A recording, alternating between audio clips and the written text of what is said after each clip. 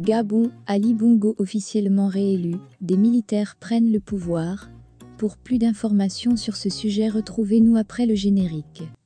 Mais avant de commencer, n'oubliez pas de vous abonner et d'activer la cloche de notification pour ne pas manquer nos prochaines vidéos. Bon visionnage.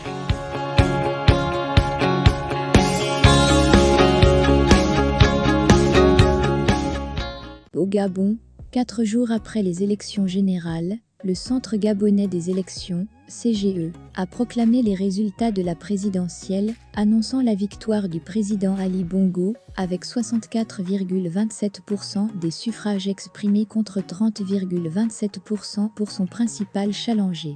Dans les minutes qui ont suivi, le président réélu a été désavoué par les forces de défense, qui réunies au sein d'un comité pour la transition et la restauration des institutions, CTRI, ont annulé le vote.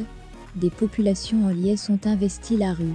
Sur les antennes de la télévision nationale de 3h à 4h du matin ce 30 août, le président du Centre gabonais des élections, CGE, qu'entouraient des membres de cette institution, communiquait les résultats de la présidentielle après les élections générales du 26 août. Au terme de la centralisation des résultats, est élu Bongo Ondimba Ali, avec 293 919 voix soit 64,27%, indiquait Michel Stéphane Bonda. Si l'annonce de ces résultats s'est faite dans le calme plat, la plupart des Gabonais étant endormis à cette heure, des tirs d'armes automatiques ont été entendus à Libreville aussitôt, après l'annonce de ces résultats. Alors que ces premiers tirs provenaient vraisemblablement de la zone des charbonnages Cité de la démocratie, d'autres tirs retentissaient dans la zone des PK, puis un peu partout à travers la capitale gabonaise. À ces nouveaux tirs, se mêlaient les voix de quelques Gabonais qui, réveillés et contestant la victoire d'Ali Bongo, criant de joie, les militaires ont annulé le vote et pris le pouvoir. Vive la liberté! Pour ainsi dire, dans la foulée des premiers tirs juste après la proclamation des résultats, une douzaine d'hommes en treillis prenaient en otage la chaîne de télévision Gabon 24 logée au sein de la présidence de République pourtant gardée par la garde républicaine, GR. Au milieu de ces hommes, où on distinguait clairement des bérets verts, GR, bérets rouges, armés de l'air, gendarmes et policiers.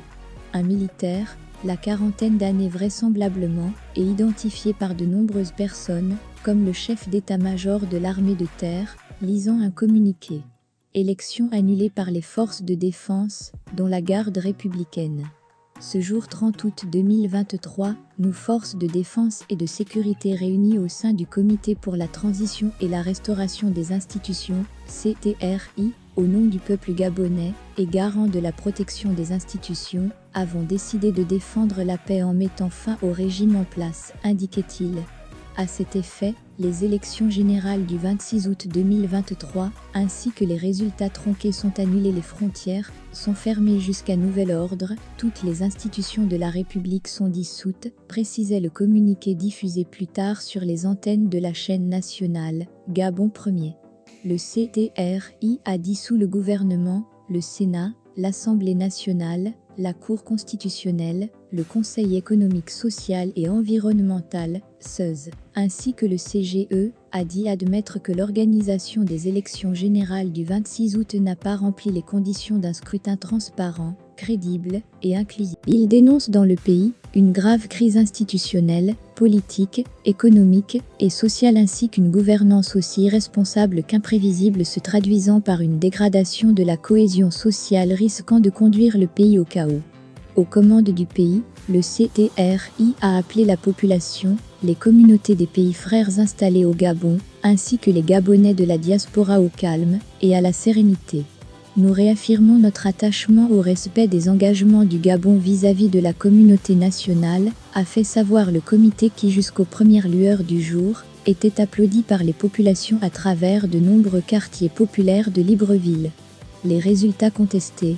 Sur la ligne PK5, PK12, au quartier Nzan-Eyon et Bellevue notamment, les forces de défense, qui faisaient le tour, étaient acclamés comme des héros par des Gabonais ayant investi la rue, mais surtout, nourris par l'espoir de voir changer le régime actuel. Arborant les couleurs du drapeau gabonais et brandissant ledit drapeau, il chantait en chœur l'hymne national du pays, dont un passage a d'ailleurs été repris par le CTRI. C'est enfin notre essor vers la félicité. La même liesse populaire a été enregistrée à Port-Gentil, deuxième ville du pays. Dans le pays et à l'international, ils étaient, selon les chiffres du CGE, 846 643 électeurs attendus aux urnes, parmi lesquels 47 652 votants, dont 22 364 bulletins blancs ou nuls, 457 288 suffrages exprimés pour un taux de participation de 56,65%. En lice, 14 candidats dont Jean Delors Biog, qui a obtenu 1266 voix pour 0,28%.